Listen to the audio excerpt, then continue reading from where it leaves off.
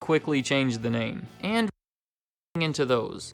Today, Nestle doesn't pay much for their water, really next to nothing. The price they pay depends on the laws of resistance from Nestle, and the rest of the bite, the biggest bite you've ever seen and end up eating half of the whole sandwich. Sometimes some scientists will come in and run some tests and say they're depleting all the water from the area.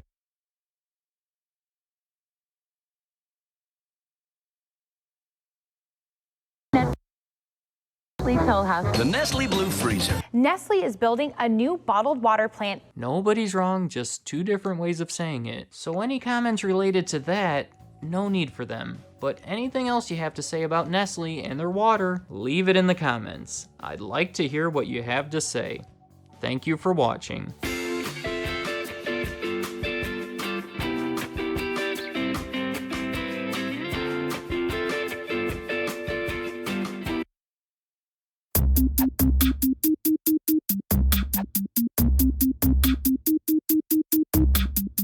Considering how much Uber has impacted things, it's strange to think that they didn't even exist until 2009. It was founded by two men, Travis Kalanick and Garrett Camp, who had each separately founded their own companies that, coincidentally, were both sold for millions of dollars in 2007. Soon after, they connected with each other at a tech conference where they just happened to have some trouble hailing a cab. The experience got them thinking, and together they came up with this idea that eventually led to the creation of Uber. It's funny to think that if they had been able to get a cab a little quicker that day, the whole transportation industry would likely look a lot different. Because the fact is that Uber has made an impact on it. Taxis have been negatively affected, many argue the same goes for rental cars, but on the other end, it's led to the creation of other similar services, most notably Lyft. But also over that short time, Uber has managed to become one of the most controversial, I would even say most hated companies out there. Even they recognize it. They've been making efforts to repair their reputation. This right here comes out of one of their SEC filings. We have previously received significant media coverage and negative publicity, particularly in 2017, regarding our brand and reputation. I have to admit that 2017 probably was the worst for them, but there have been plenty of issues extending before that and after. Over the last decade, they would have to be among the most scandalous, but I would argue that their range of scandals is unrivaled. So today, I'm going to be categorizing these into 8 separate categories. And I promise, I'm not trying to pick at every little thing they've done wrong or that has received negative media attention. I think you'll agree that these are all pretty major reasons behind all of this hatred. Starting with possibly the biggest, their employee relations. Or more technically, I should say their contracted worker relations.